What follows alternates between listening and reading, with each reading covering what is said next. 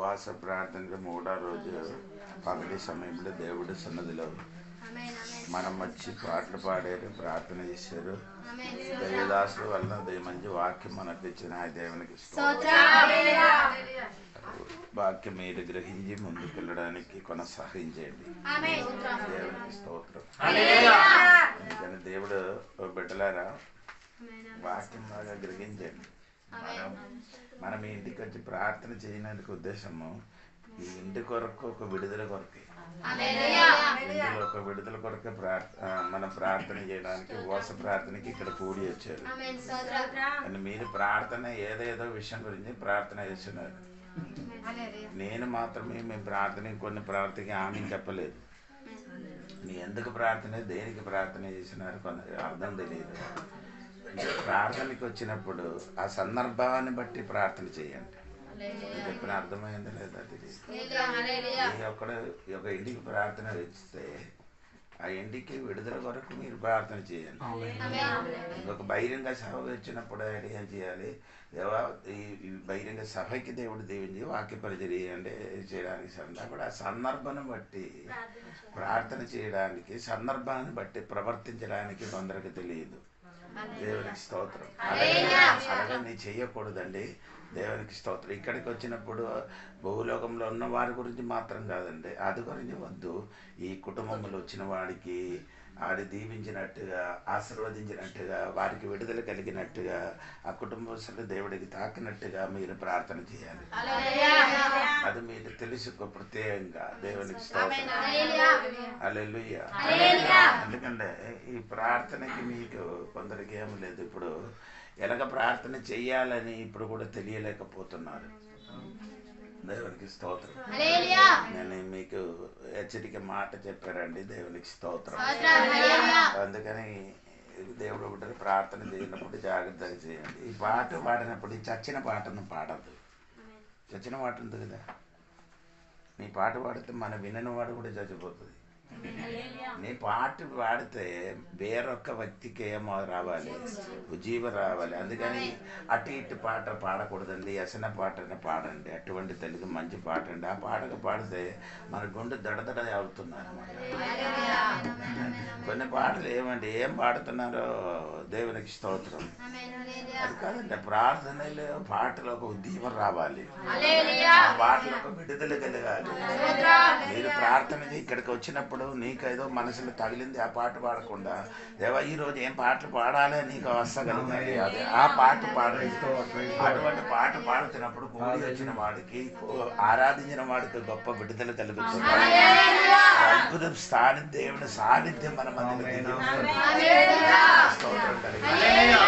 అందుకని దేవుడి సంగమా మీరు జాగ్రత్తగా ఉండాలి. స్తోత్రం. నేను చెప్పిన మాట మీరు అర్థం చేసుకోండి. నేను చెప్పినట్టే మనము నేర్చుకునే విషయంలోకి రండి. ఎస్రా గ్రంథము 8వ అధ్యాయము 22వ వాక్యము ఈరోజు మనము చదివి ముందు మేలు కలుగు చేయుటకై ఆయనను ఆశ్రయించు వారందరికీ మా దేవుని హస్తము తోడుగా ఉండును గాని ఆయన హస్తమును ఆయన ఉగ్రతయు ఆయనను విసర్జించు వారందరి మీదకి వచ్చునని మేము రాజుతో చెప్పి ఉంటిమి. అక్కడ మాట 22వ వాక్యము మీరు చూడండి. అక్కడ మేలు కలుగ చేయుటకై ఆయనను ఆశ్రయించు వారందరికీ మా దేవుని హస్తము తోడుగా ఉండును గాని ఆయన హస్తమును ఆయన ఉగ్రతయు ఆయనను విసర్జించు వారందరి మీదకి వచ్చునని మేము రాజుతో చెప్పి ఉంటిమి. అక్కడ రాయబడిన వాక్యం అంటే దేవుడు హస్తము తనకు వెతికిన వాడికి అనుకూలం, తనకి విడిచిపెట్టిన వాడికి ఆ చెయ్యి ఏమవుతున్నది?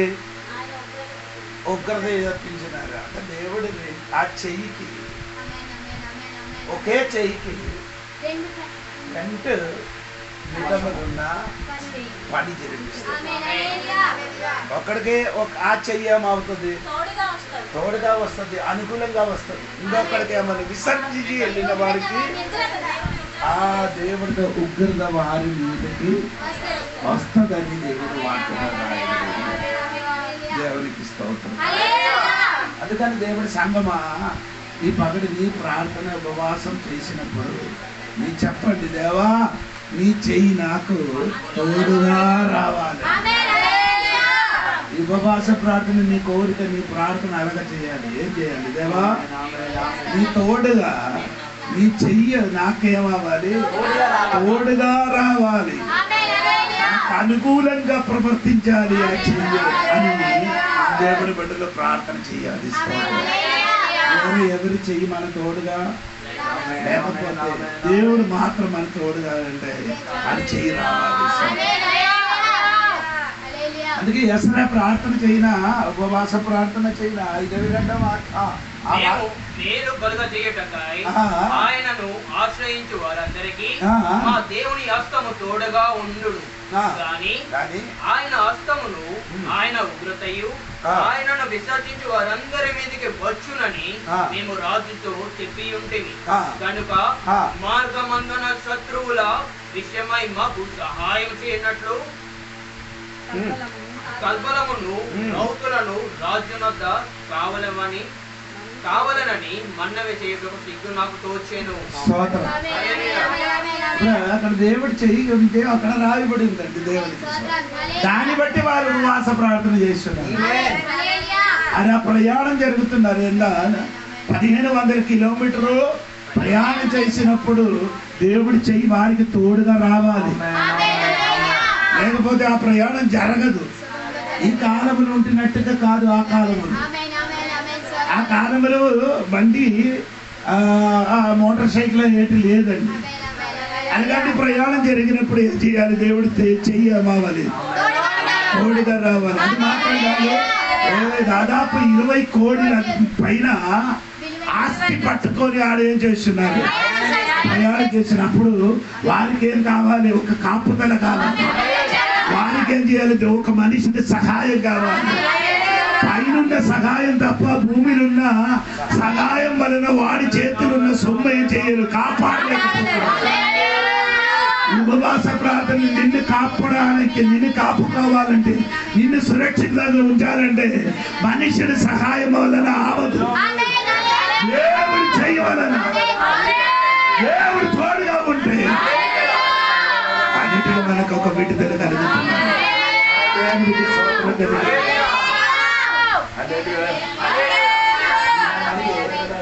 అబ్రహాము తోడుగా దేవుడు చెయ్యి చేసాడు. దేవుడు తోడుగా వచ్చాడు. అబ్రహాము తోడుగా దేవుడు తోడుగా వచ్చాడు. సోదరం ఆదికాండము 12వ అధ్యాయము 7వ వాక్యం చూడండి. ఆదికాండము 12వ అధ్యాయం 7వ వాక్యం. యెహోవా అబ్రహామునకు ప్రత్యక్షమై నీ సంతానమునకు ఈ దేశం ఇచ్చేదనని చెప్పగా అతడు తనకు ప్రత్యక్షమైన యెహోవాకు ఒక బలిపీఠమును కట్టెను. దేవుడు అబ్రహాముకి చెప్పిన ఏమనగా, నీకు నీ సంతానమునికి నేనే చేస్తాను, ఈ దేశము ఇస్తామని దేవుడు మాట ఇచ్చారు. అంటే నేను నీ తోడుగా వస్తా. నేను తోడుగా వచ్చిన మాత్రం కాదు, ఈ దేశం కూడా నేను ఏం చేశాను, ఇస్తాను అని దేవుడు చెప్పారు. ఇది చెప్పిన మునుపు దేవుడు ఏం చేశారు? అండ్ 12వ అధ్యాయము 2వ వాక్యం మీరు చూడండి. నిన్ను గొప్ప జనముగా చేసి దేవుడు ఆయనకి చెప్పారు, నిన్ను నేనేం చేయబోతున్నాను, గొప్ప జనంగా దేవుడు ఏం చేయబోతున్నాను, చేశానని దేవుడు మాట ఇచ్చారు. హల్లెలూయా. అప్పుడు ఎంతమంది ఉన్నాయి తోడుగా?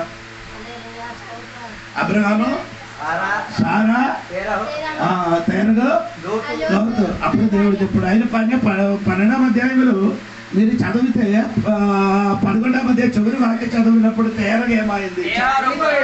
చనిపోయింది. స్తోత్రం. తేరగా ఏమైంది? చనిపోయింది. ఇప్పుడు ఎవరున్నారు? అబ్రహాం ఉంది, సారా ఉంది, లోతు ఉంది. అప్పుడు దేవుడు చెప్పారు, నేను నిన్ను ఏం చేస్తున్నాను? స్తోత్రం కలిగిన 7 విధములలో వాగ్దానం దేవుడు ఆయనకి ఇచ్చింది. ఒకటి, దేవుడు నిన్ను ఏం చేస్తారు? గొప్ప జనంగా మార్చబోతున్నారని దేవుడు చెప్పారు. స్తోత్రం. హల్లెలూయా. అప్పుడు పిల్లలు లేదు, ఎవరు లేదు. అప్పుడు దేవుడు చెప్తున్నారు, ఏమవుతున్నారు? నేను గొప్ప జనంగా మార్చబోతున్నాను. అప్పుడు ఆ మాట నమ్మారు. స్తోత్రం. ఆ మాట నమ్మారని 13వ అధ్యాయంలో ఉంది. 13వ అధ్యాయంలోకి వచ్చినప్పుడు చెప్పిన మాట మీరు ఆలోచించండి. 13వ అధ్యాయము దానిలో 16వ వాక్యం కదా చూడండి. మరియు నీ సంతానమును భూమి మీద నుండి రేణువుల వలె విస్తరింపజేసేదను.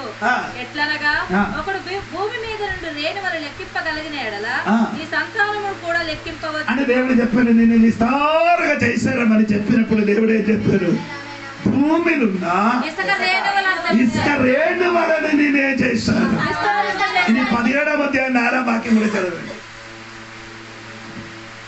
అతనితో మాట్లాడి, ఇదిగో నేను నియమించిన నా నిబంధన నీతో చేసి ఉన్నాను, నీవు అనేక జనములకు తండ్రి వగుదువు. అనేకనికి ఏమవుతుంది? ఆ తర్వాత దేవుడు చెప్పారు, ఆయన బయటికి తీసుకొని వచ్చి నీ ఆకాశముని చూడు, నక్షత్రం వలన పిల్లలకి ఇస్తాం, రేణు వలన నీకు పిల్లలకి ఇస్తామని దేవుడు మొదటి వాగ్దానం చెప్పారు. నిన్ను నేనే చేస్తాను, గొప్ప జనాంగమాయి మార్చబోతున్నాను. మొదటి దేవుడు ఇచ్చిన వాగ్దానం చెప్పినది చెయ్యిన మన దేవుడే. స్తోత్రం కలిగినగా గొప్ప జనాంగముగా దేవుడే చేశారు. వాగ్దానం చేసినట్టుగా దేవుడు చేశారు. ఇంకా 2వ వాక్యం పూర్తిగా చదవండి. గొప్ప జనముగా చేసి నిన్ను ఆశీర్వదించి ఆమె చెప్పండి. దేవుడు ఏం చేయబోతున్నారు? ఆశీర్వాదం చేస్తామని దేవుడు చెప్పారు. అని చెప్పాలి. దేవుడు మమ్మల్ని ఆశీర్వదించిన దేవుడు. దేవుడికి స్తోత్రం కలిగిన హల్లెలూయా. ఎంత మొదలు దేవుడు నమ్ముతున్నారు. దేవుడు నన్ను ఆశీర్వదించారు.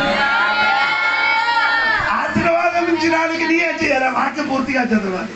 నిన్ను గొప్ప జనంగా చేసి నిన్ను ఆశీర్వదించి నీ నామమును గొప్ప చేయుదును, నీవు ఆశీర్వాదంగా నిన్ను నిన్ను ఆశీర్వదించి వారిని ఆశీర్వదించేదను. ఎలాగ నీ ఆశీర్వదించబడుతుంది? పక్కవారిని ఆశీర్వదిస్తాను. స్తోత్రం కలిగింది. ఎలాగ ఆశీర్వాదం అవుతుంది? వేరేవారిని ఆశీర్వదిస్తాను. ఎవరిని చెప్పలేదు. వేరేవారిని ఆశీర్వదిస్తే ఆశీర్వదించబడతాను. నిన్నే ఆశీర్వదించాలంటే నీ పక్కలకే చేయాలి. మన మీదగా చేసి ఉంటే ఆశీర్వదించేది. ఈ ఆశీర్వదించి ప్రార్థన చెయ్య. ఈరోజు ఆశీర్వాదం నీ తల మీద రావాలంటే నీ ఏం చేయాలి? ఆశీర్వదించి ప్రార్థన చెయ్య. స్తోత్రం కలిగినగా మనకి ఆశీర్వాదం కావాలని వేరే ఏం చెయ్యొద్దు. దేవా ఇరుగులు మరుగులు వారికి ఏం చేయాలి? ఆశీర్వదించండి, కుటుంబాలను ఆశీర్వదించండి. ఆశీర్వాదం మాటని పలికితే నీ తెలియకుండా నీ తల మీద ఆశీర్వాదము వెలువరించబడుతుంది.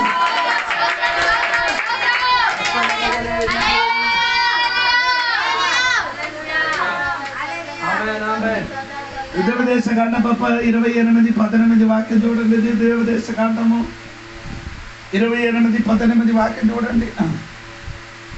నీ గర్భఫలము, నీ భూమి పంట, నీ ఆవులు, నీ గొర్రె మేకల మందలు శపింపబడును.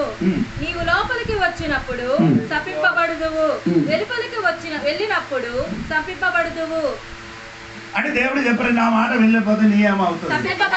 తను 28 నుండి 14 వరకు 1 నుండి 14 వరకు నీ చెప్తే చదివినప్పుడు ఏమవుతుంది? నీ బయటికి వచ్చినప్పుడు దీపింపబడుతుంది, నీ లోపలికి వచ్చినప్పుడు దీపింపబడుతుంది, నీ పొలంలో దీపింపబడుతుంది, నీ పంటలు దీపింపబడుతుంది, నీ గర్భఫలం దీపింపబడుతుంది. మొత్తం ఏమవుతున్నారు?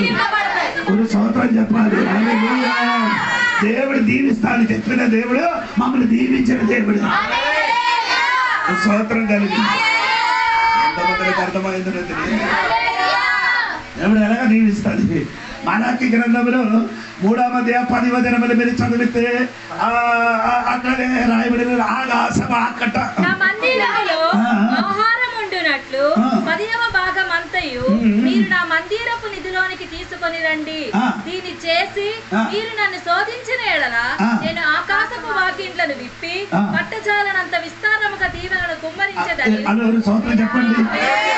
ఆశీర్వాదం వస్తే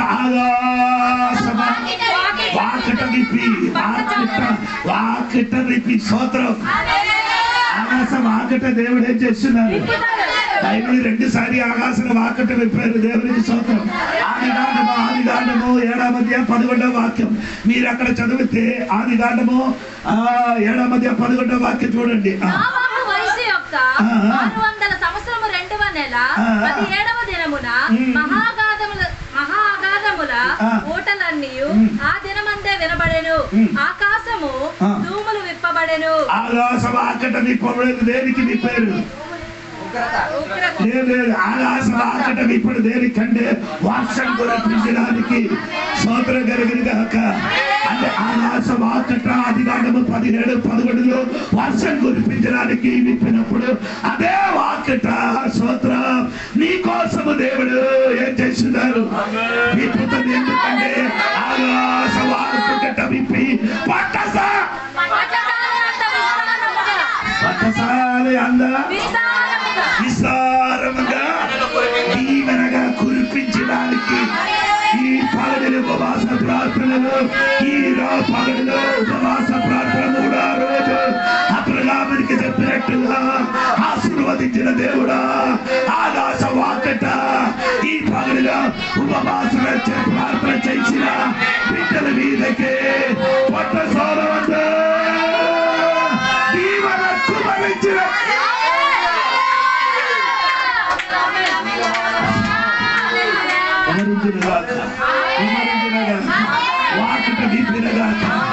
ఆనాడు నీ ప్రజలకు నాశనం చేయడానికి ఆకాశ వాకట విప్పితే ఈనాడు నీ ప్రజల మీదకి దీవెనకరంగా రావడానికి పట్టసాల విప్పయ్యా.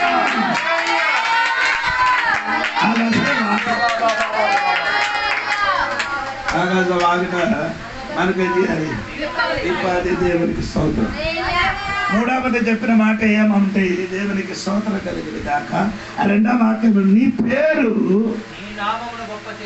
స్తోత్రం. నీ పేరు ఏం చేస్తున్నా అది గొప్పది. మన పేరు గొప్పది చేయడానికి మనం ఎన్నెన్నో ప్రార్థన చేస్తున్నారు. ఏమండి ఆమె చెప్పండి. ఆదికాండం 11వ అధ్యాయం అని చదవద్దు, నేను చెప్పుకొని వెళ్తాను. ఆదికాండం 11వ అధ్యాయములు బాబేలు ఎందుకు కట్టారు? వారు స్తోత్రం కలిగి పేరు తెచ్చుకోవడానికి వారేం చేశారు? దేవుడు చెప్పారు నీ పేరు నేనేం చేసిన గొప్పగా మార్చాను. అది దేవుడు చేసిన పని, నీయే చేయకూడదు. లేదు నీ పేరు గొప్పగా చెయ్యడానికి రావాలని అనుకొని ఏం కట్టద్దు. దేవుడు కడితే చాలా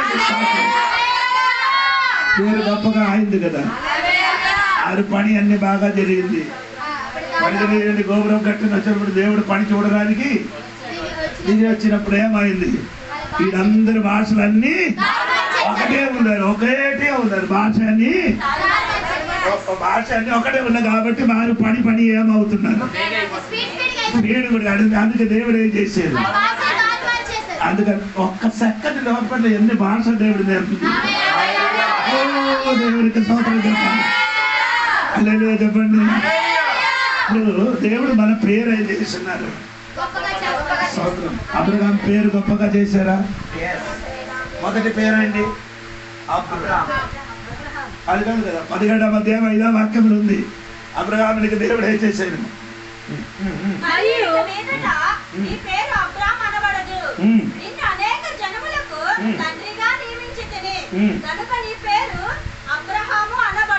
పద్ధతి చేశారు కదా. మొదటి ఏముంది? అబ్రహాం. ఇప్పుడేమైంది? పేరు దేవుడు గొప్పగా చేశాడు. హల్లెలూయా, హల్లెలూయా.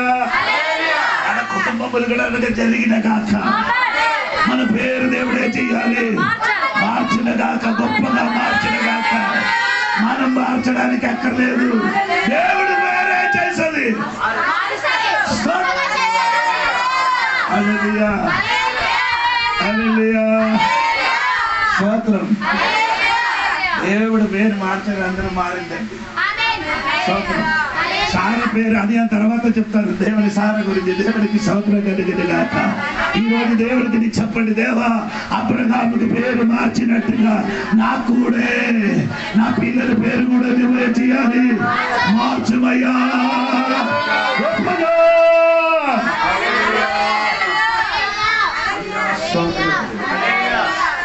అక్కడ ఇంకొక దేవుడిది రెండో మాట, నిన్ను ఆశీర్వదించిన వాళ్ళకి చెప్పండి, నిన్ను ఆశీర్వదించిన వాడికి అయితే ఇంకా తిరిగి చెప్పండి. నిన్ను ఆశీర్వదించలేని వాడికి, నీకు ఎదురుగా మాట్లాడిన వాడికి, నీకు ఎదురుగా మాట్లాడిన వాడికి, నిన్నే ఆశీర్వదించిన వాడికి దేవుడు ఏం చేస్తాడు?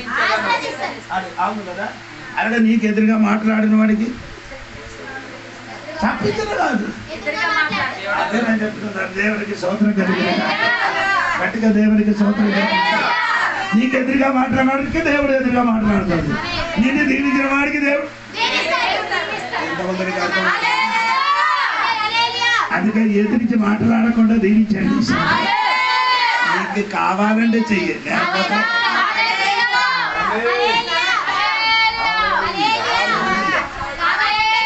కావాలంటే మీరు చెయ్యండి, లేకంటే ఏది చేస్తున్నారో ఆమేన్. దేవుడికి స్తోత్రం. ఇప్పుడు కూడా కొంత విశ్వాసాలకి ఈ వాక్యం తెలియలేదు. స్తోత్రం కలిగిన అందుకే ఎదురుగా మాట్లాడిన దగ్గర నుంచి లేచి వెళ్ళిపో. హల్లెలూయా. దేవుడు చెప్పిన వాక్యం తెలుసుకొని ఈ పనిని ఏం చేయాలి? దీవించిన వాడికి దేవుడు ఏం చేస్తుంది? హల్లెలూయా. 5 ఏం చెప్పారంటే వాక్యం, నిన్ను దీవించిన వాడికి నేనేం చేస్తాను? తర్వాత నిన్ను శపించిన వాడికి నేనేం చేస్తాను? స్తోత్రం కలిగింది. అదే చెప్పారు, దూషించిన వాడికి వెళ్తే ఏమవుతుంది? శపింపబడుతున్నారు. దేవుడు వాక్యం హల్లెలూయా. హల్లెలూయా. గట్టిగా చెప్పండి. స్తోత్రం కలిగింది.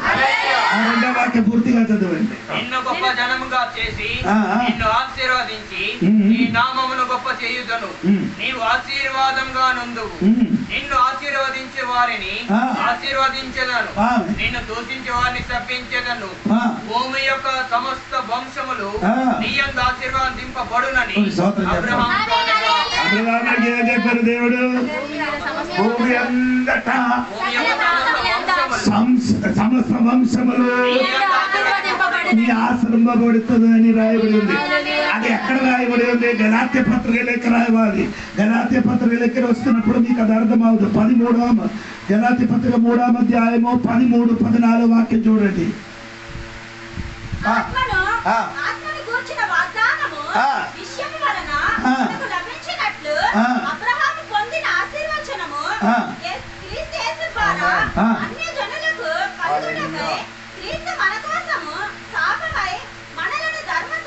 స్తోత్రం చెప్పండి గట్టిగా.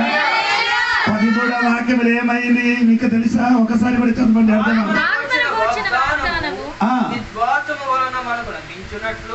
అబ్రహాము పొందిన ఆశీర్వాద వచనము క్రీస్తు యేసులో ద్వారా అని చెప్పండి. అబ్రహాముకి ఏదేదో వాగ్దానం ఇచ్చిందో ఆ వాగ్దానం మంది క్రీస్తు యేసును కలిగిన అన్యజనుల మీదకి వచ్చారట. అబ్రహాముకి ఏం ఆశీర్వాదం వచ్చిందే? అది మొత్తం ఎవరికి వచ్చింది? క్రీస్తు యేసు వలన అన్యులకంటే దేవుడి బిడ్డలకు వచ్చారట. మీరు అనుకున్నారు అన్యులు అంటే చెప్పుకుంది ఏమంటే దేవుని బిడ్డల గురించి చెప్పుకుంది. మనం అందరూ యూదులు కాదు, మన అన్యులు. మన మీదకి ఎవరి వలన వచ్చారు? యేసయ్య వలన వచ్చారు. ఎవరి మీదకి వచ్చినది? అబ్రహాముకి ధనవంతుడిగా మారినట్టుగా మన తల మీదకి క్రీస్తు యేసు వలన మన తల మీదకి వస్తుంది. ప్రార్థన చేస్తేనే కానీ వస్తుంది. ఎలా ప్రార్థన చేయాలి? అబ్రహాము దేవుడా నీకు ఆశీర్వదించిన లెక్క నా తన మీద క్రీస్తువేసు ద్వారా అనగా నీకు చెప్పలేదు, అందుకని రాదు. స్తోత్రం. అది కాదు ఆయన అర్థము. అబ్రహామునికి కలిగిన ఆశీర్వాదం అన్ని క్రీస్తువేసు ద్వారా మన మీదకి వచ్చారు. స్తోత్రం. అందులో దేవుడికి వచ్చిన స్తోత్రం చెప్పండి. వచ్చినా ఏం చేయాలి? యేసు క్రీస్తు ద్వారా నాకు తల మీద వచ్చిన స్తోత్రం చెప్పండి. హల్లెలూయా చెప్పాలి.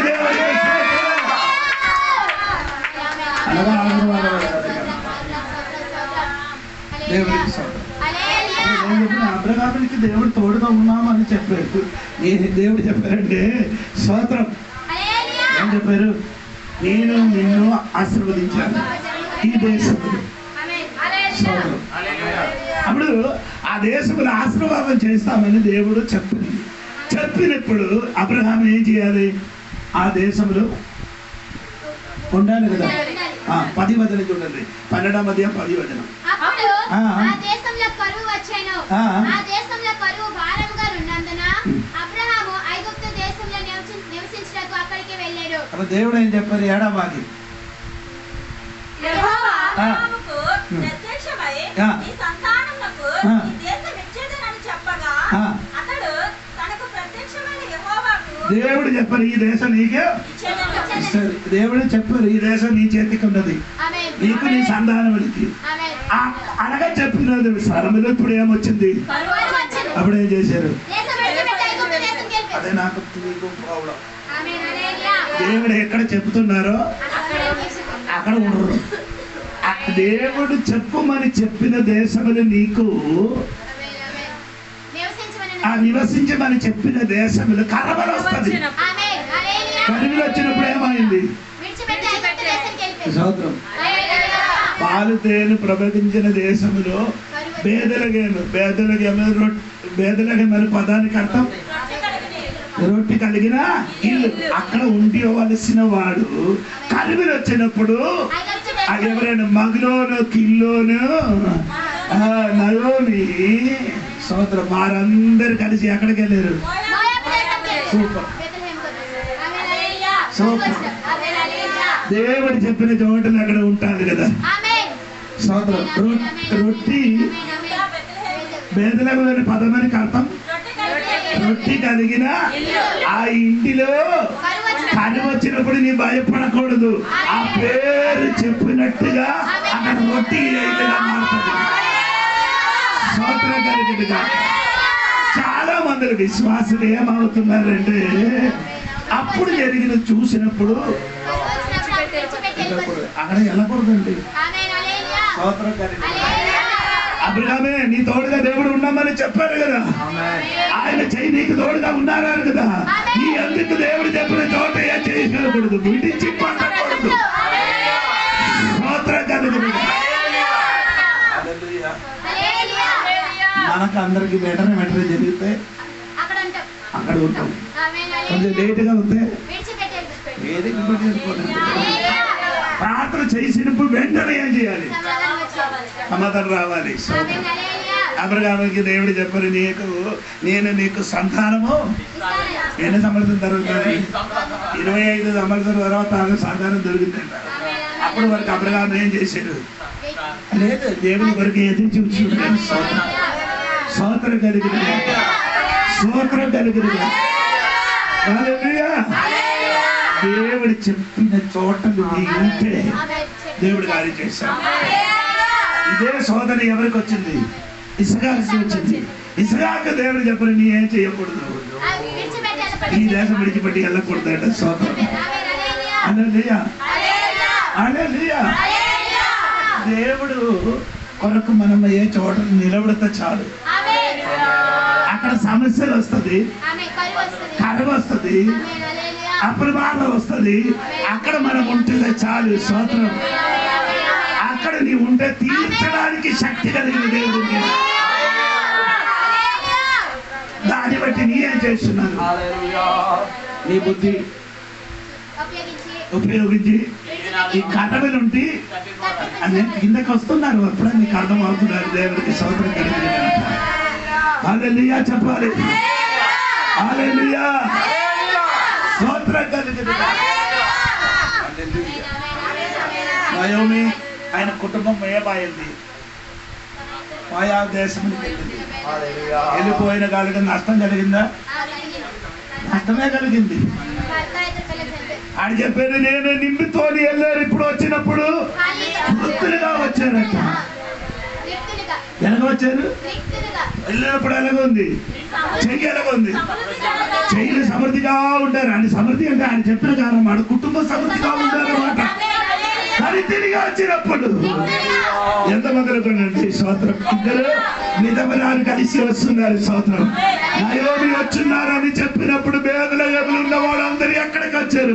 పట్టణంలోకి వచ్చింది. దేవునికి స్తోత్రం. అప్పుడు చెప్పారు నయోమి వచ్చింది అని చెప్పినప్పుడు నయోమి కాదు నా పేరు ఆడి పేరు పెట్టి నయోమి అనే పదానికి పేరు అది కాదు అర్థం. వారే చేశారు.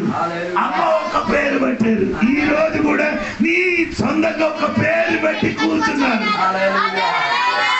పేరు పెట్టారు. ఇది నమ్మతారా? అదొక పేరు. ఇంకొకటి చెప్పుడు నా వలన మొత్తం ఏమైంది? సో పోయింది. అమ్మ ఈ రోజు నీ పేరు మార్చడానికి శక్తి కలిగిన దేవుడు ఈ ఉపవాస ప్రార్థనకి దిగి వచ్చాడు. స్తోత్రం కలిగిన గాక. చెప్పిన దేవుడిగా చెప్పిన చోట్ల నిలబడు. అట్లా జరగబోతుందా? మనకందరికి క్రూకుడమైంది ఏంటండి? వంకర ఉంది. వెనకాయలు స్తోత్రం కలిగిన అది మనకేం చేస్తుంది?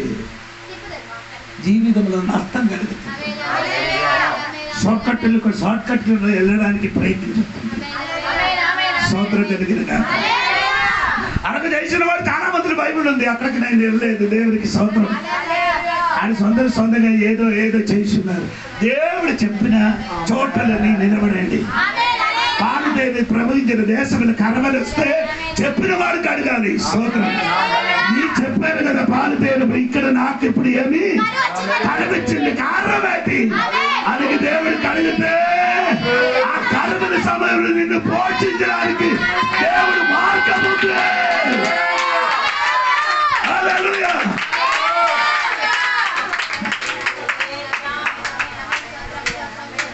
ఇశ్రాయేలు ప్రజలు ఎడారిలో వస్తామని దేవుడికి ముందుగా తెలుసు. కానీ దేవుడు ముందుకు చెప్పారు.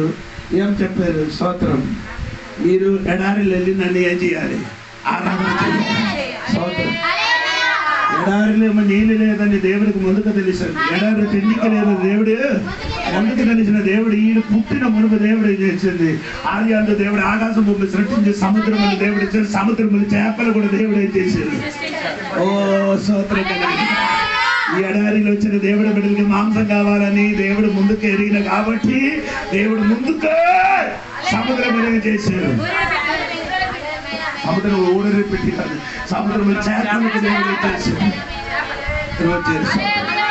అందుకే బైబిల్ దేవుడు నివేదాన్ని తల పగలగొట్టి ఎడారిలో ఉన్న వారికి మాంసం ఇచ్చారని సంకీర్తనములు రాయబడింది. దేవుడు మీరు చదవలేదా అనుకున్నారు. దేవుడికి స్తోత్రం.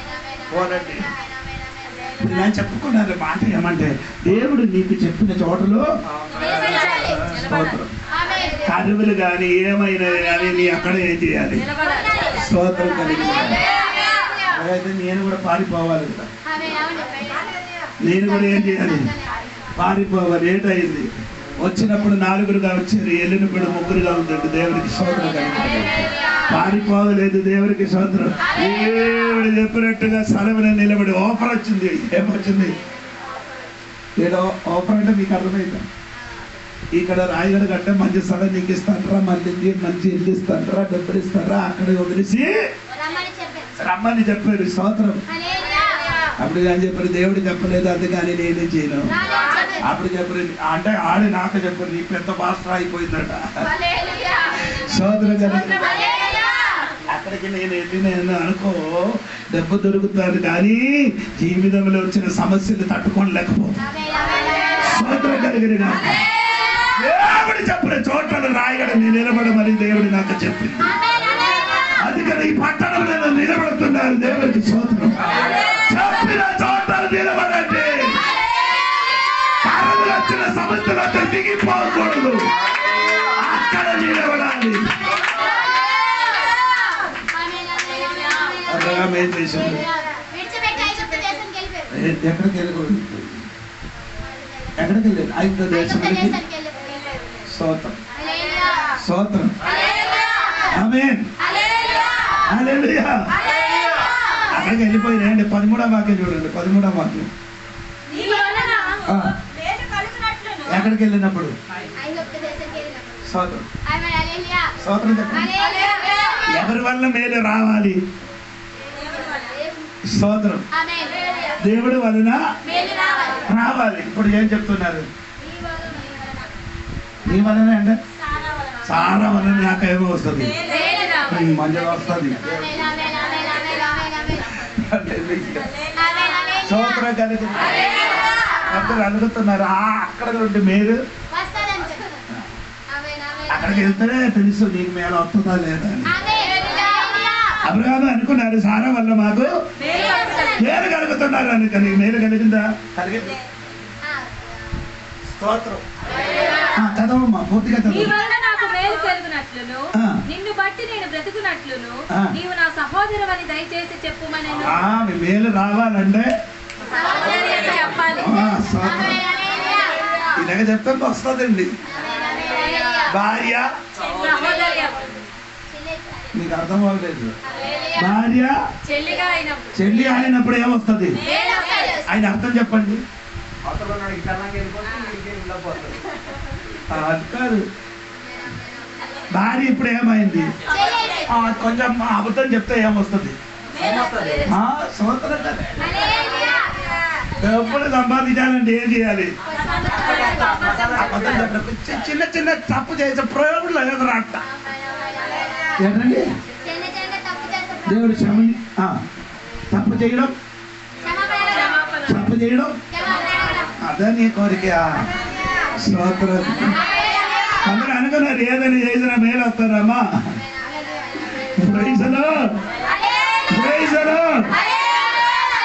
పేరండి, నీ పేరు చెప్తే మీరు బాధపడుతున్నా, అందుకు నేను చెప్పలేదు. పేరండి అమర్నాథ్. ఎక్కడికి వెళ్తాను? క్రైస్తవుడు. సర్టిఫికెట్ పేరేంటి?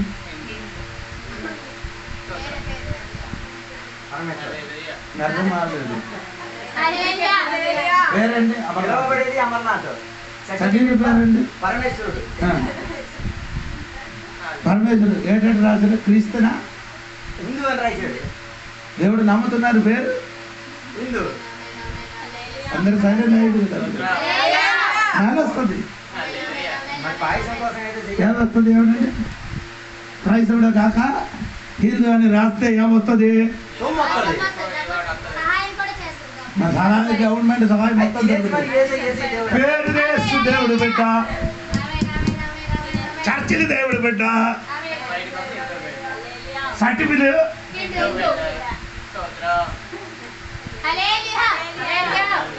ఇవన్నీ దేవుడు చూస్తున్నాడు. పాపం కాదనిపించట్లేదు. అది నీకు కాదు, పాపం కాదని అనిపించింది. అది పాపం అండి, అది గొప్ప.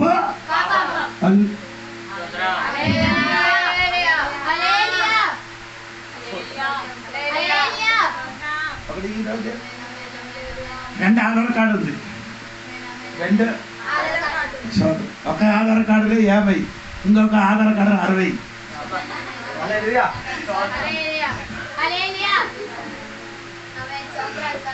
స్తోత్రం. ఎందుకు 60 వచ్చిందో తెలుసా? నేను చెప్తే వద్దరా, చెయ్యొద్దరా. దేవునికి స్తోత్రం కలిగిన గాక. అబద్ధం చెప్తే పోగొట్టు నింపుతుంది, సరిగా జీవిస్తుంది, పోగొట్టు కాదు. స్తోత్రం కలిగిన గాక. నేను మారవలసిన సందర్భం ఇది కూడా కలం కూడా ఏమైంది, మారు మనసు వచ్చింది. ఇది అబద్ధం రాయడదు. ఎంతమందికి అర్థమైంది?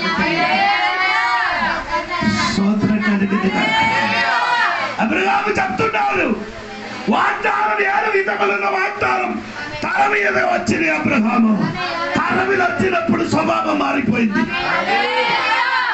ఎందుకు మారిందంటే తాత్కాలిక ఒక విడుదల కావాలని. స్తోత్రం.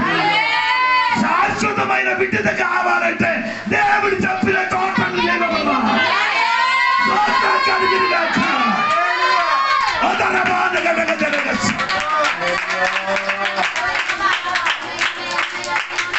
అందరికి విడుదల కావాలి. ఏది విడుదల కావాలి? తాత్కాలికంగా అప్పుడప్పుడుకొక విడుదల. ఆడికేంగా ఏ విడుదల అక్కర్లేదు. శాశ్వతమైన విడుదల అవసరం లేదు. మనకే విడుదల కావాలి. శాశ్వతమైన విడుదల కావాలి. స్తోత్రం కలిగిన అప్పుడప్పుడు జరిగిన విడుదల మనకు అవసరం లేదు. దేవుడికి స్తోత్రం కలిగిన గాక. అందుకే అబ్రహాము చెప్పిన మాట, నీ వలన నాకు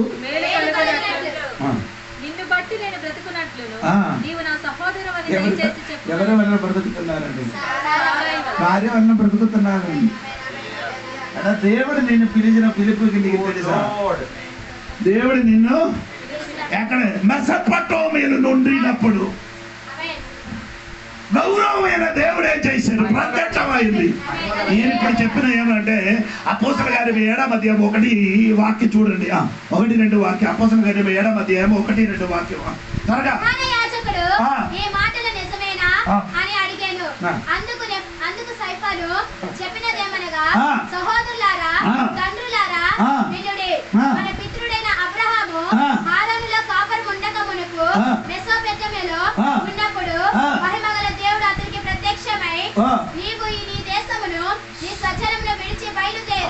చెప్పండి. మహిమగల దేవుడు మెసొపొతామియాలో ఉండినప్పుడు దేవుడు ఏం చేశాడు? ప్రత్యక్షమై ఈ దేశం విడిచిపెట్టి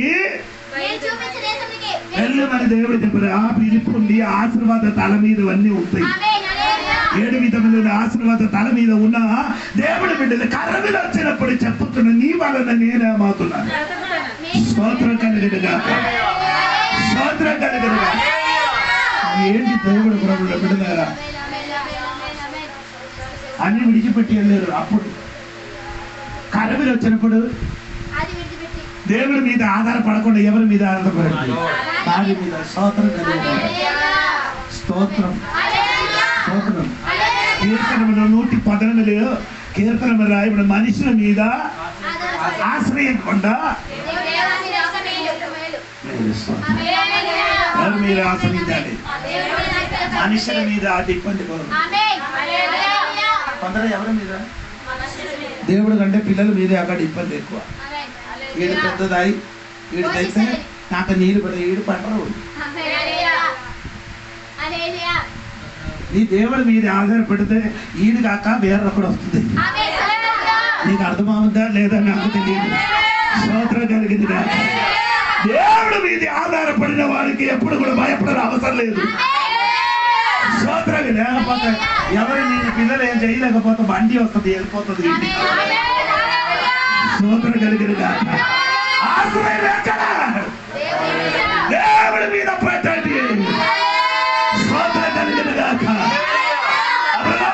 నీ భార్య మీద కాదు, నీకు ప్రత్యక్షమైన దేవుడి మీద ఆశ్రయపడు.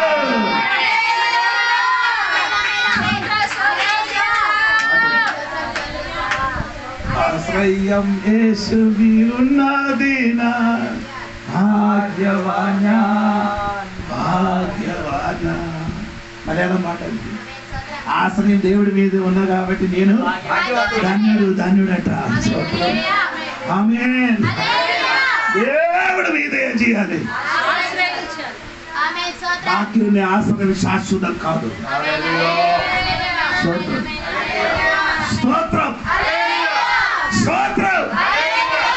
13వ వాక్యం చదవండి అమ్మ.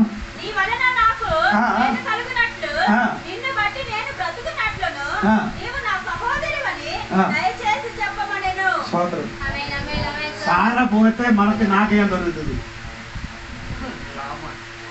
మేలు వస్తుంది. సారా సారా అంటే ఎబ్రాయి భాషలో లాస్ట్ చివరి వచ్చిన అక్షరం, ఇంగ్లీష్లో చివరి వచ్చిన అక్షరం హెచ్ అండి. హెచ్ అది ఎబ్రాయి భాషలోకి వచ్చినప్పుడు 5వ అక్షరం ABCDEFG. 5వ అక్షరం ఏది? హెచ్. స్తోత్రం. 5వ అక్షరం 5 అంటే కృప అండి. హెచ్ దేనికి సాదృశ్యం? కృప. అప్పుడు గ్రేస్ పోతే ఏం దొరుకుతుంది? అందరికి అదే చాలు. కృప పోయినప్పుడు మేలు కావాలి. నీకే చెప్పుతున్నారు తల్లి. కృప పోతే మేలు పొందిన కంటే మంచిది చచ్చిపోవడం మంచిది. కృప ఉంటే చాలు. కృప పడితే కృప గ్రేస్ కావాలి మనకి. సారా అని పదానికి అర్థం గ్రేస్. గ్రేస్ పోయినప్పుడు అబ్రహాముకి ఏం దొరికింది? ఎంతమంది ఉన్నారని నాకు తెలియదు. దేవుడు తోడుగా ఉంటున్న విషయం చెప్పుకొని నేను వచ్చినాను తల్లి. నీ గ్రేస్ ఏం చేయకూడదు, పోగొట్టకూడదు. గ్రేస్ ఉంటే నీ వెళ్ళిన చోట మొత్తం గ్రేస్. కృప చెప్పాలి గట్టిగా. ఉపవాస ప్రార్థనలు గ్రేస్ పోగొట్టకుండా గట్టిగా పిడిచి నిలబడండి.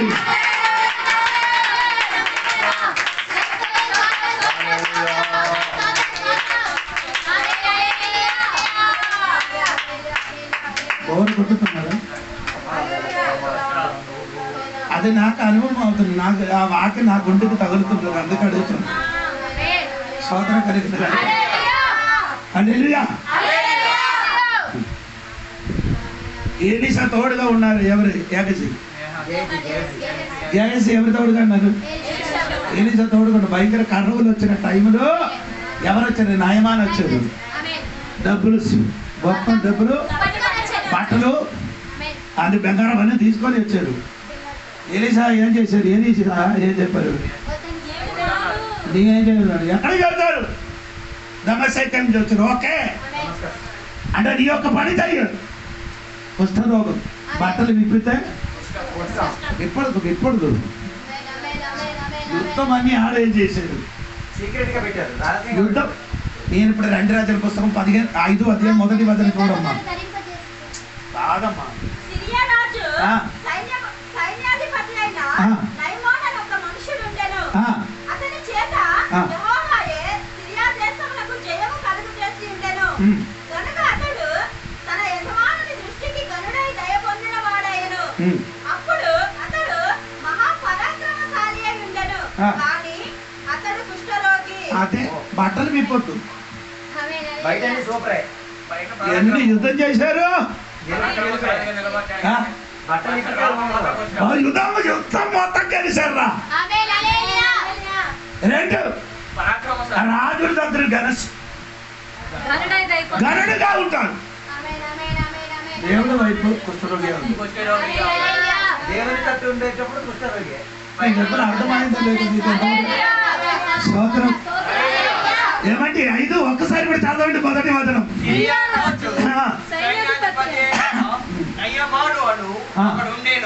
అతని చేత యెహోవాయే సిరియా దేశమునకు జయము కలుగజేసి ఉండెను. సిరియా దేశం మొత్తం జయం కలిగారు. కనుక అతడు తన యజమానుని దృష్టికి గనుడై దయ పొందిన వాడాయను. మాట అంటే ఉంది. సూపర్. యుద్ధం గెలిచారు. యజమానుడి దృష్టికి ఎలా ఉంది? రోగం అక్కడ కాదు. అతడు మహాపరాక్రమశాలి. కానీ అతడు కుష్ఠరోగి. చాలా మంది ఇలాగా ఉంది. విశ్వాసం.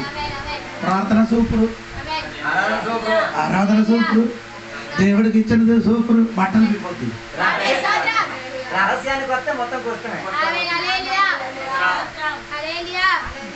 బయట మొనగాడు బయట పట్టాలి.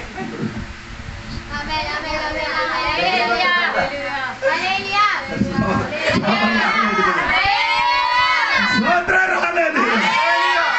నా విషయం అది కాదు కానీ అందుకని నేను అక్కడ నిలబడి ఇంకే ఎక్కువ చెప్పలేదు. ఈ కుష్ఠరోగి ఉన్నవాడు డబ్బులు అన్ని తీసుకొని ఎక్కడికి వచ్చాడు? ఏలిసా దగ్గరికి వచ్చాడు.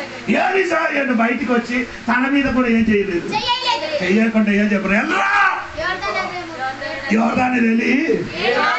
అప్పుడు ఆడ తిరిగి ఏం చెప్పారు, మా దేశంలో సూపర్ రేట్ యోర్దాను నది వెళ్ళి కోత కాలంలో ఎలాగ వస్తున్నారు, బురద నీళ్ళే వస్తున్నారు అంటే అయ్యారు చెప్పారు. బురద నీళ్ళు వెళ్ళి ఏం చేయాలి? ఆ మాట వినినప్పుడు ఆడికి కోపం ఆయనకి ఏమొచ్చిందండి? ఎబ్రాయి భాషలో ఆడికి జ్వరం వచ్చిందట. ఏడు చెప్పారు, 7 సార్లు ముడుగురా, ఎక్కడ ముడుగురా అని చెప్పారు. యోర్దాను నది ఎలాగ ఉంది? అక్కడ ఉన్న నది ఎలాగ ఉందండి తెలుసా? అది మంచి నీళ్ళు అంటే స్తోత్రం కలిగిన కాక చూసినప్పుడు ఎలాగ ఉందండి? బురదగా కాదు, సూపర్ గా అటువంటి నీళ్ళు ఉన్న చోట్లుండి బురద నీళ్ళు ముడగాలని చెప్పినప్పుడు వాడికి ఏమొచ్చింది? కోపం వచ్చింది. కోపం వచ్చినప్పుడు పనివాడు చెప్పురు, అయ్యా దానికంటే పెద్ద విషయం చెప్తే మీరేం చేస్తుంది చెయ్యాలి కదా అంటారు. సరే అలా ఈ ఏదో చెప్పారు కదా, అందుకని ఈయన ఏం చేశారు? ఎన్నిసార్లు ముడిగారు? నమ్మకం లేదు కానీ దేవదాసులు చెప్పారు కదా, ఈడికి నమ్మకం లేదు. దేవదాసులు చెప్పిన మాటకేముంది?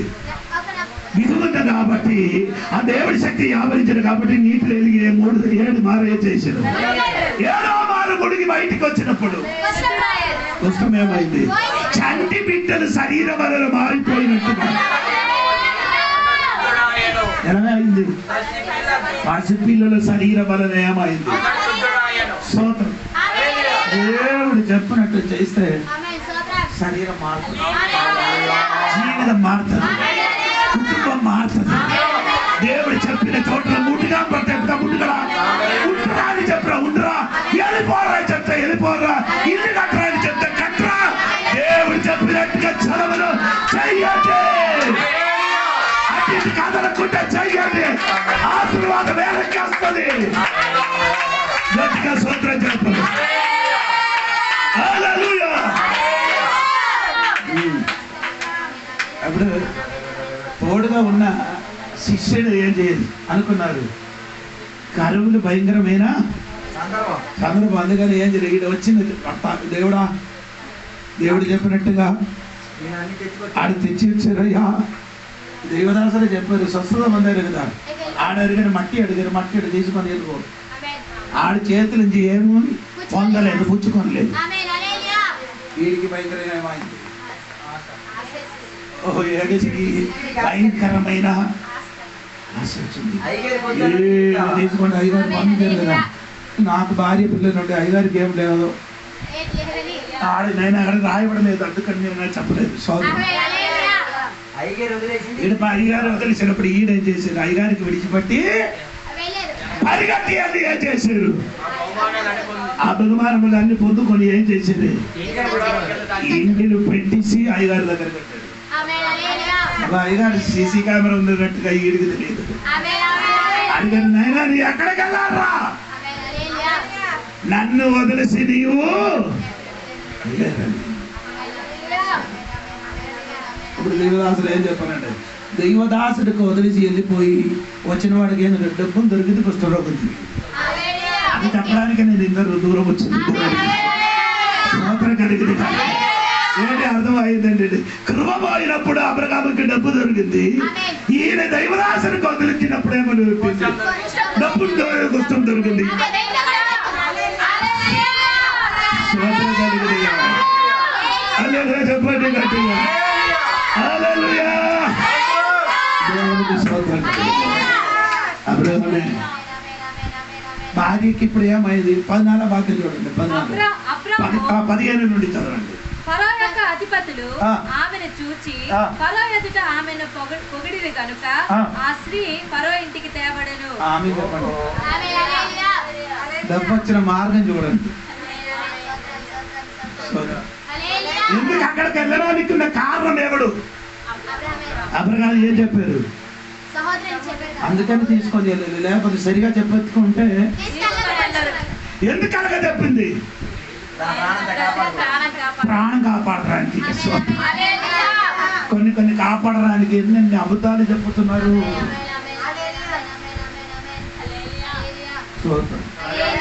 స్తోత్రం.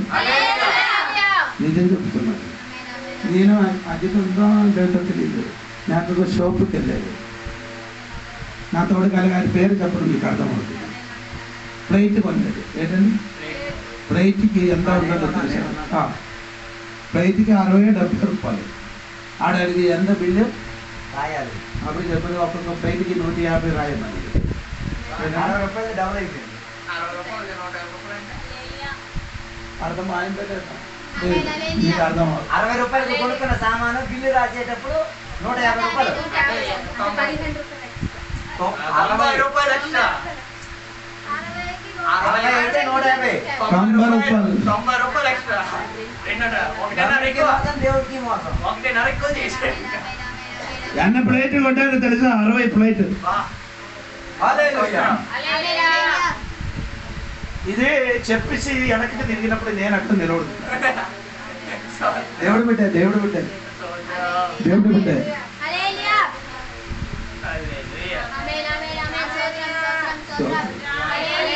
నేను అక్కడ మన సంవత్సరం అక్కడ చర్చ కట్టడానికి స్థలం ఇచ్చారు కదా, అక్కడ గోడ కట్టడానికి డబ్బులు ఇచ్చారు. అప్పుడు ఏం చేశారు, సిమెంట్ తీసుకున్నప్పుడు ఆడ అడిగారు బిల్లు ఎంత రాయాలంటే అడిగారు. అవును అయ్యారు అడగండి, నేను కరెక్ట్గా చెప్తున్నానండి.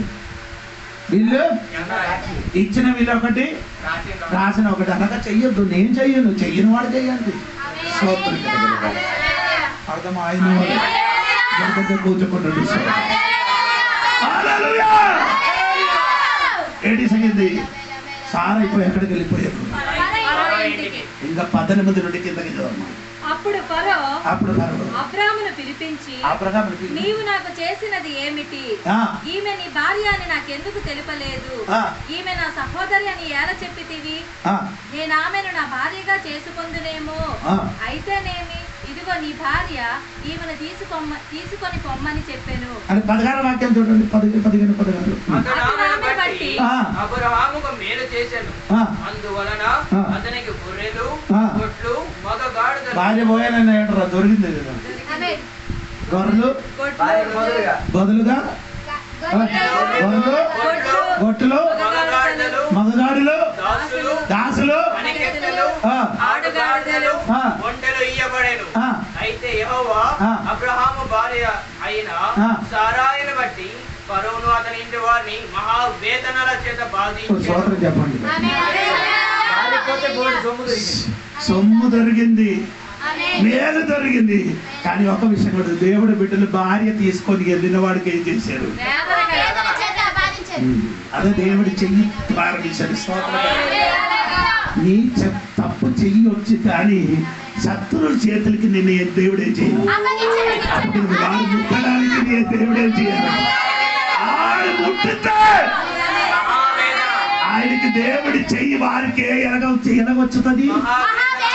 నేను అది కాదు చెప్పినది, చదివిన వాక్యం మర్చిపోకూడదు. స్తోత్రం.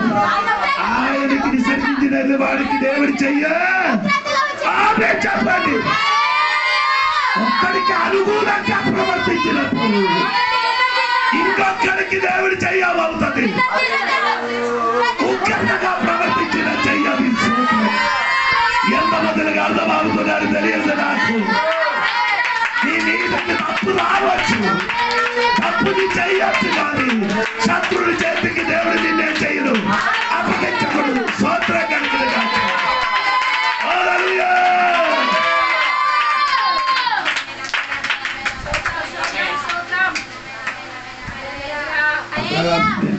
భార్య తీసుకున్నప్పుడు దేశం ఎక్కడ? ఐగుప్తు దేశం. అడగడానికి ఎవరు లేదు. అటువంటి స్థితిలో అబ్రహాము అలాగ చెప్పారు, కానీ మన వేదనతో అలాగంటి చేశారు, బ్రతుకు కోసం చేశారు. కానీ దేవుడే చేశారు. ఆడు మనస్సు ఎరిగిన దేవుడే చేశారంటే ఆ రాత్రి ఏడు రాజుడు తీసుకొని వెళ్ళారు. ఆ ఇంటికి ఏమొచ్చింది? ఎందుకంటే వేదన, ఏం వేదన వచ్చిందో, గుడ్డు నొప్పి, ఆ కడు నొప్పి, ఆ కాలి నొప్పి, ఏ వేదన నాకు తెలియదు. ఏదో వేదన కలిగింది. ఎందుకు వేదన కలిగిందంటే అబ్రహాము భార్య ఎక్కడ ఉన్నా స్తోత్రం కలిగింది. భార్య ఏదో చెప్పిందని నాకు తెలియదు, భార్య ఏదో అన్నారని ఏం చెప్పలేదు, భర్త మాటకి లోబడి ఆమె చేశారు కాబట్టి స్తోత్రం. హల్లెలూయా. అబ్రహాముకి పిలిచి ఏం చేశాడు? అప్పుడు అబ్రహామును పిలిపించి నీవు నాకు చేసినది ఏమిటి? ఈమె నీ భార్య అని నాకెందుకు తెలపలేదు? ఈమె నా సహోదరి అని ఎవరు చెప్పారు? ఇప్పుడు బరవనికి ఎలాగ తెలిసిడు భార్య అని దేవుడు చెప్పాడు. స్తోత్రం. దేవుడు బయలుపరిచాడు. స్తోత్రం.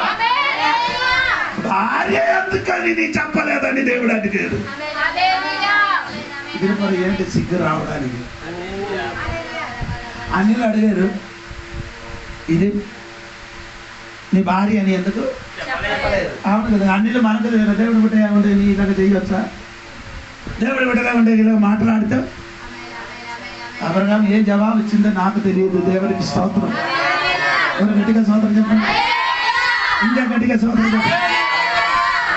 చదవండి కాదు. ఏమన్నా సహోదరి అని ఎలా చెప్పితివి? ఆమెను భార్యగా చేసుకుందునేమో. అయితేనేమి, ఇదిగో నీ భార్య, ఈమెను తీసుకొని పొమ్మని చెప్పాను. ఆమె తీసుకొని పొమ్మని చెప్పారు. దేవుడికి స్తోత్రం. నేను చెప్పిన మాట మర్చిపోకూడదు తల్లి. దేవుడు చెయ్యు ఏమవుతున్నారు? స్తోత్రం. ఆమె ఒక్కడికి అనుకూలంగా ప్రవర్తించినప్పుడు ఇంకొకడికి ఓక్షంగా చూపిస్తున్నారు. దేవుడు ఒకడు కూడా చెప్పి సమయం లేదు, ఒకడు కూడా చెప్పి మెదలు ముగిస్తున్నారు. యోసేపుకి దేవుడు చెయ్యి చేశాడు అనుకూలంగా. సహోదరులు అందరూ కలిసి యోసేపుకి ఏం చేశారు? కీడ కాదు, అమ్మేశారు. యోసేపుకి ఏం చేశారు? ఎక్కడికి అమ్మేశారు? ఐగుప్తు దేశం. స్తోత్రం. అమ్మేసినప్పుడు ఏమన్నాడు అనుకున్నారు? ఏంటి దేవా, నన్ను ఈ సహోదరులు అందరూ కలిసి ఏం చేస్తున్నారు? అమ్మారు. అక్కడికి అమ్మారు. అక్కడికి పొట్టిపాలు ఇంటికి వెళ్ళి, పొట్టిపాలు ఇంటి నుండి ఎక్కడికి వెళ్ళారు? చేరసాలకి వెళ్ళారు. స్తోత్రం. అదే నేను చెప్పడానికి 39 అధ్యాయం, అది కాదు 39 అధ్యాయం రండి. 39 అధ్యాయం చూడండి. స్తోత్రం.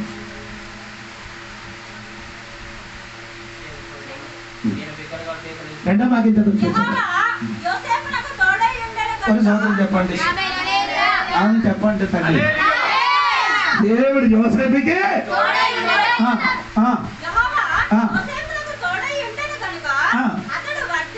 సోదరం చెప్పండి. దేవుడు తోడుగా ఉంటే, దేవుడు చేతి మన తోడుగా ఉంటే ఎక్కడికి వెళ్తే ఈరోజు చెప్పండి, దేవుడు నాకు తోడుగా ఉంటే నా వర్తింపబడుతుంది.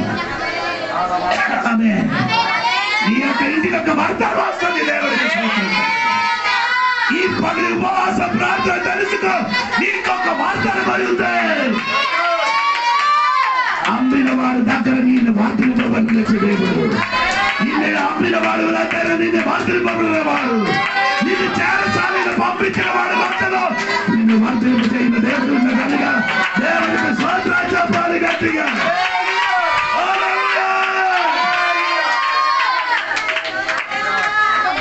దేవుడు తోడుగా ఉంటే ఏమవుతాడు? స్తోత్రం. మూడో వాక్యం. అతనికి తోడై ఉండేననియు అతను చేసిందంతయు అతని చేతిలో యెహోవా సఫలము చేశాననియు దేవుడు దేవుడుగా ఉండి ఏమవుతానమ్మా? అంత సఫలమైంది. స్తోత్రం. ఎంతమందికి అర్థమైందని తెలియదు. దేవుడు తోడుగా ఉంటే నీ సఫల చేస్తుంది. దేవుడు తోడుగా ఉంటే నీ వర్తింపబడుతుంది. దేవా, నా చెయ్యిన మొత్తం ఏమవ్వాలి? సఫల కలిగి స్తోత్రం కలిగింది. సమయం లేదు, శీఘ్రంగా వెళ్ళిపోయింది కాబట్టి దేవుడికి స్తోత్రం. 21 వాక్యం. అయితే యెహోవా యోసేపునకు తోడై ఉండి అతని యందు కనికరపడి అతని మీద ఆ చెరసాల యొక్క చెప్పండి, దేవుడు తోడై ఉండే ఏమవుతుంది? కనికరం వస్తుంది. ఎవరికి కనికరం వస్తుంది? దేవుడు తోడై ఉన్న ఎవరు కనికరం చూపించారు? చెరసాలలో ఉన్నవాడు ఎవరు కూడా ఏం చేయరు, కనికరం చూపించదు. ఎందుకంటే ఆయనకు చూసినప్పుడే ఆడు దొంగ అలాగే ఏదైనా పేరు బట్టి పిలుస్తుంది. లేకపోతే నరహత్య చేసిన వాడు అని అలాగ పిలుస్తుంది. కానీ ఏం చేశారండి? దేవునికి స్తోత్రం. అతనికి చూసి ఏం చెప్పారండి? హల్లెలూయా. దేవుడు మన తోడుగా ఉంటే అందరూ మనకేం చేస్తారు? కనికరం చూపిస్తారండి. ఎంత కఠినమైన కలిగిన వ్యక్తి అయితే కూడా వారి మాత్రం చూసిన ఏమవుతుంది? కనికరిస్తాడు దేవుడికి స్తోత్రం.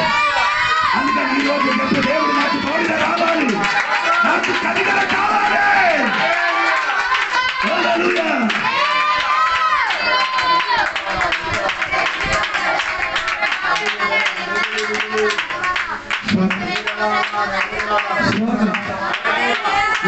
తోడుగా దేవుడు ఉన్న కాబట్టి ఆడేమైందండి? దేవుడికి స్తోత్రం.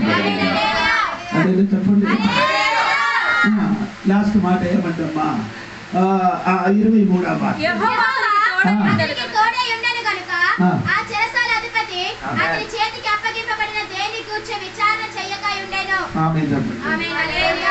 దేవుడు తోడే ఉంటాయి. మొత్తం ఏం చేసి చెరసాల మొత్తం అధికారం ఎవరి చేతికి ఇచ్చారు?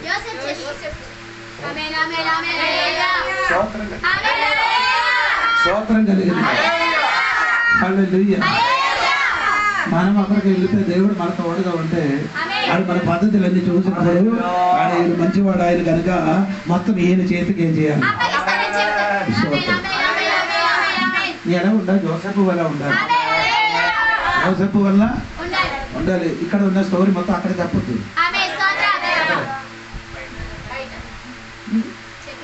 ఎవరి దగ్గరికి?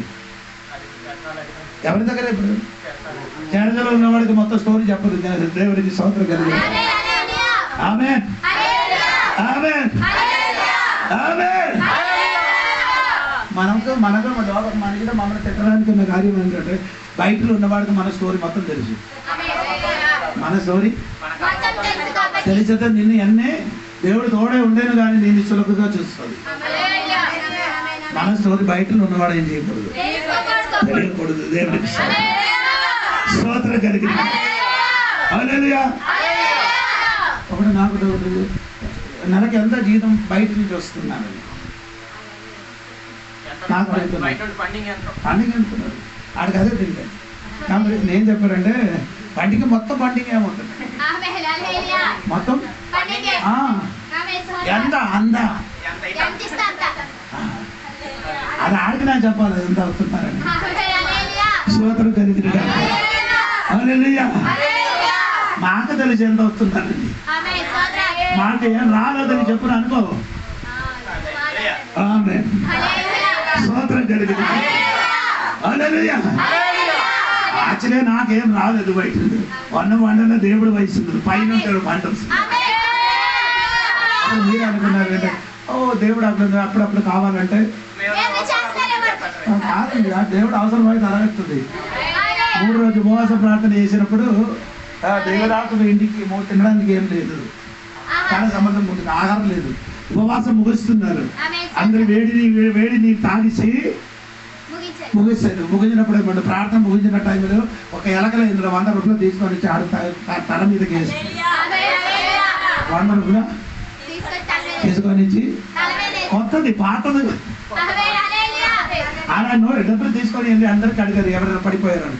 అని చెప్పారు ఎవరు పడలేదు, ఎవరు పడిచ్చారు. ఆడికి ఆకి ఇచ్చాడు, ఈనాడు వెనక ఇచ్చాడు.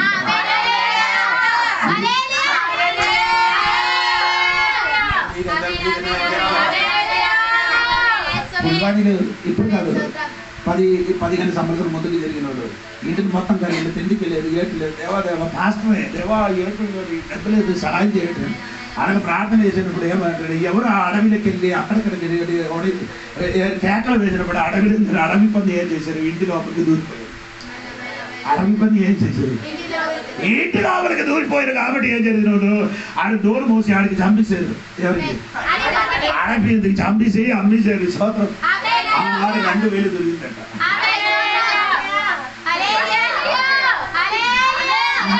బిడ్డలారా, నీకు దేవుడి గురించి ఏంటో తెలిసిన నాకు తెలియదు. దేవుడికి స్తోత్రం కలుగును. స్తోత్రం కలుగును గాక. స్తోత్రం కలుగును గాక. ఇక్కడ ఒక మాట కూర్చున్నాడు. కేరళ దేశంలో సువార్త ప్రకటించిన దేవదాసుడు అన్యులు హిందువుల నుంచి మారు మనసు పొంది దేవుడి సన్నిధికి వచ్చారు. ఉద్యోగం ఉన్నవాడు అదని విడిచిపెట్టి భార్య భర్తలు కూడా చేసేదంటే వయనాడ్ అని మీకు అందరికీ తెలుసు కదా. వయనాడ్ అని సరవెల సువార్త ప్రకటించడానికి వెళ్ళినప్పుడు ఏమైందంటే ఆవిడ సువార్త ప్రకటించినప్పుడు తన నాన్నగారు చచ్చిపోయారు. నాన్నగారు మారు మనసు పొందలేదు, చచ్చిపోయారు. ఆడ పెద్ద కొడుకు ఆయన కాబట్టి అన్ని ఖర్చులు చేయన అదన్నీ పెద్ద కొడుకు చేయాలి.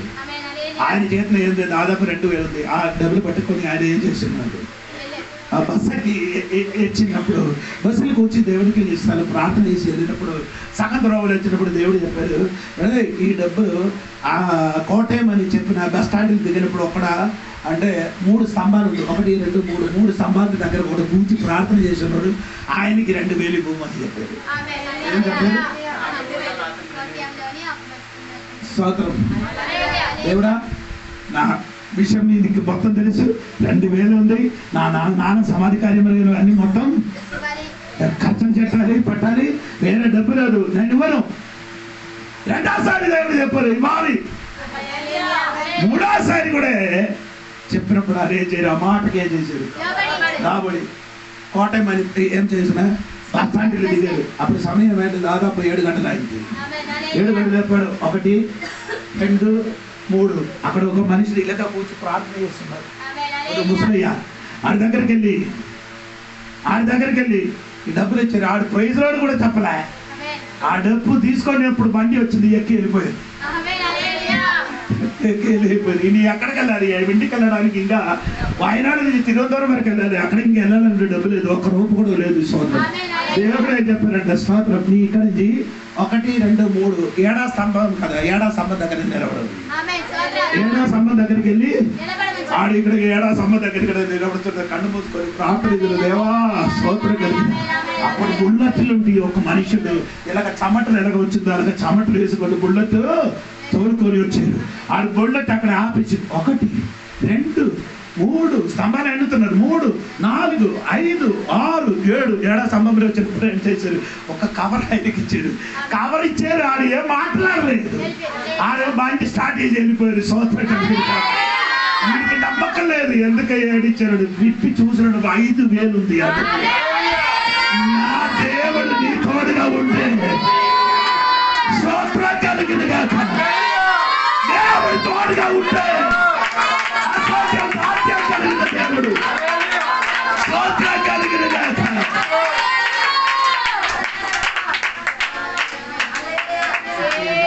ఎన్ని సాక్ష్యం చెప్పాలి, ఇదే సాక్ష్యం చెప్పడం కాదు, అందుకని చెప్పండి. అవును దేవుడు, మీకు తెలియదు, నాకు తెలియదు, నాకు జీవితంలో జరిగిన సంగతి ఉంది. 3 రోజు మా ఇంటిలో తిండికే ఆహారం కొరకు ఏం లేదు. మనమే పిల్లలకి మాత్రం ఉంది. పిల్లలేమో అది కూడా అయిపోయింది. అది ఏమైనా తిండికి లేకుండా తల తిరిగి పడిపోయింది. స్తోత్రం. 3 రోజు ఉపవాసం.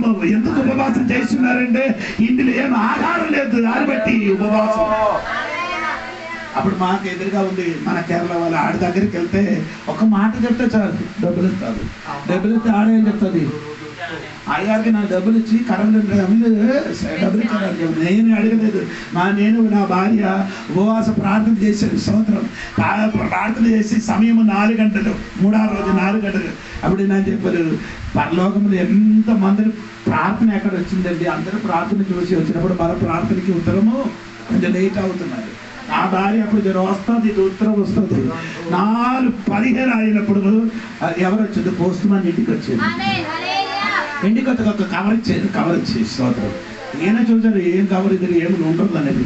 ఏటి లేదంటే ఒక కవర్ విప్పి దాని లోపల ఒక కాగితం రాజు, అయ్యగారు ఈ డబ్బు పంపించడానికి కొంచెం లేట్ అయిపోతే క్షమించండి. అప్పుడు 5000 చెక్ పంపించారు. ఆ చెక్ ఇస్తే వెంటనే డబ్బు అండి.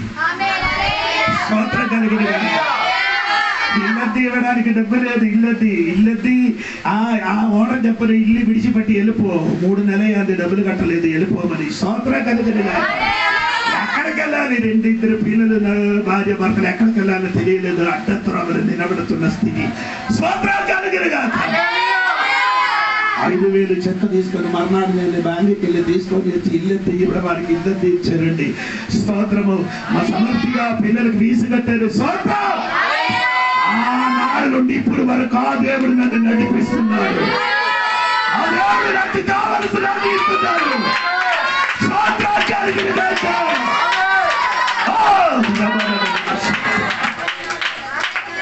యోసేపు తోడుగా ఉన్న కాబట్టి ఆ వ్యక్తి అన్ని జోసెఫ్ చేతులకు ఏం చేశాడు? దేవుడితో చేతులు, దేవుడి తోడుగా ఉంటే అన్ని చేతులు దేవుడు అప్పగిస్తాడు. దేవుడికి స్తోత్రం కలిగి చెప్పాలి. నేను చదివిన వాక్యం వారికి తిరిగి వస్తున్నారు. ఎస్రా పుస్తకం 8:22 వాక్యములు. దేవుడు ఆశ్రయించు వారందరికీ మా దేవుని హస్తము తోడుగా దేవుడు తోడుగా ఉన్నారు. హస్తమనండి దేవుడండి. దేవుడు మనకు తోడుగా ఉన్నారు. అబ్రహాముకి తోడుగా ఉండిన దేవుడు, అబ్రహాముకి దోషం చేసిన వాడికి దేవుడు కీడు చేసిన అదే దేవుడు. స్తోత్రం. యోసేపుకి దేవుడు తోడుగా ఉండిన కాబట్టి ఆయన జీవితం వర్తింపు చేసినట్టుగా ఈ ఉపవాస ప్రార్థన చివరి రోజు నీ ఇంటిలో నీ కుటుంబంలో వారి వార్తల వచ్చిన కాదు, ఒక సభల వచ్చిన కాదు.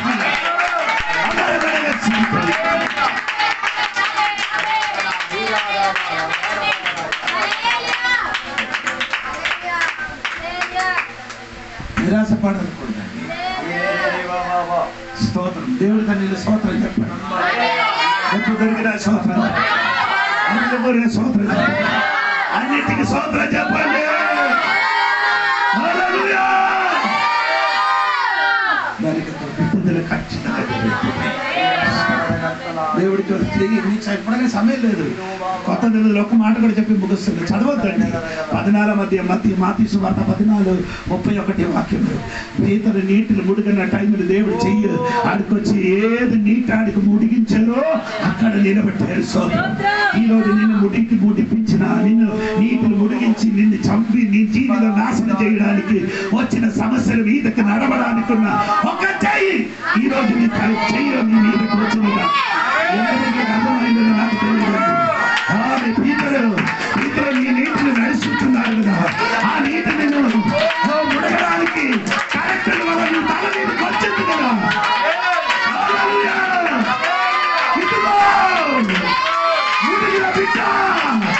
నిన్ను పైకెత్తడానికి ఒక్క చెయ్య ఈ రోజు నీ తల మీదకి వస్తున్నారు.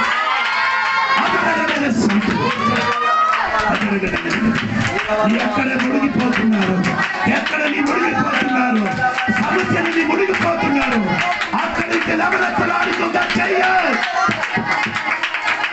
పైనుండి వస్తున్నారు.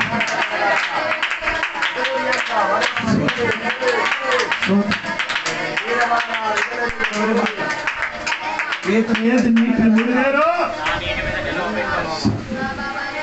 ఈరోజు నమ్మకం ఉందా నీకు? నీ నమ్మకం ఉంది కదా. మాట సమయం ఆయన కనుక ముగిస్తున్నారు. నిన్ను ముట్టుకించిన ఏది విషయం ఉందో అది మీద నేను నిలుస్తాను అని చెప్పండి. ఆ నిరాశనంతర మాట మార్చి ఈ రోజు నీ చెప్పు. నన్ను ముట్టుకించడానికి నీ ప్రవర్తించిన సాతాను, నన్ను ముట్టుకించడానికి ప్రవర్తించిన ఆ సమస్య, నన్ను ముట్టుకించడానికి నాశనం చేయడానికి ప్రవర్తించిన ఆ సమస్య నీ పైన నేను అడ్డుపట్టుతా. ఎందుకు అడగబట్టుతున్నారంటే పైన ఒక చైనా తల మీద ఈరోజు ఆ చై నేను తల మీదకి వచ్చిన కాక, ఆ చై నేను పట్టుకున్న కాక, ఆ చై నేను తాకిన కాక, ఆ చై ఈరోజు విడుదల కలిగిన కాక, ఆ చై నిన్ను పైకెత్తిన కాక.